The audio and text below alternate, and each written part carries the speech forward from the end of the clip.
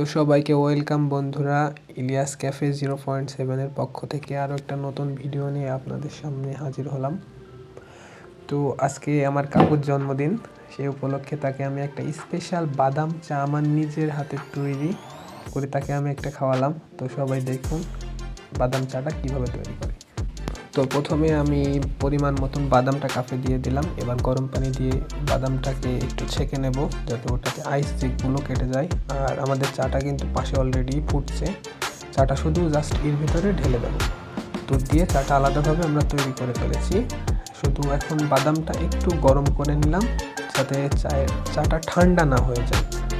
আর এদিকে আমাদের দুধটা রেডি, চাটা আগে থেকে তৈরি করে রেখেছিলাম। এবার ঢেলে দিচ্ছি কাপের ভিতরে। প্রচণ্ড হিট আছে এখন।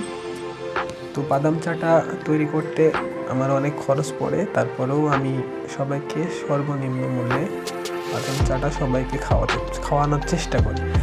তো এবার মিক্স করে নিলাম মেশিন দিয়ে যাতে এটার ফ্লেভারটা অনেকটা কফির মতো হয়ে যায়।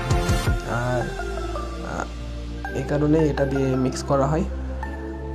এবার একটু মালাই ঢেলে দেবো এর ভিতরে। দেখুন মালাইটা একটু বেশি করেই দিই আমি, আর মালাইটা আমি আগে থেকে সংগ্রহ করে রেখে দিই পাশে। মালাইটা দিয়ে দিলাম পরিমাণেতে একটু বেশি। এবার একটু হরলিক্স দিয়ে দেবো। হরলিক্সটা দিলে এটার ফ্লেভারটা আরও অসাধারণ হয়ে যাবে, খেতেও অনেক সুস্বাদু হবে। তো চার কালারটা তো দেখছেন কেমন হচ্ছে।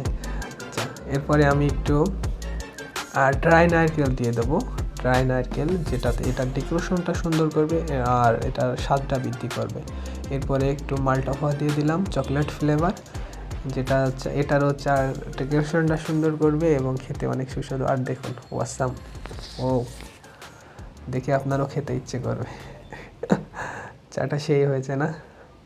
এবার আমি আমার কাকুকে এটা গিফট করলাম, বাদাম চা, স্পেশাল মালাই বাদাম চা। তো কাকু এখন খাবে, খেয়ে আমাকে বলবে চাটা কেমন হয়েছে। তো কাকু কি অবস্থা? সেই হাসি, ওহো মাশাআল্লাহ।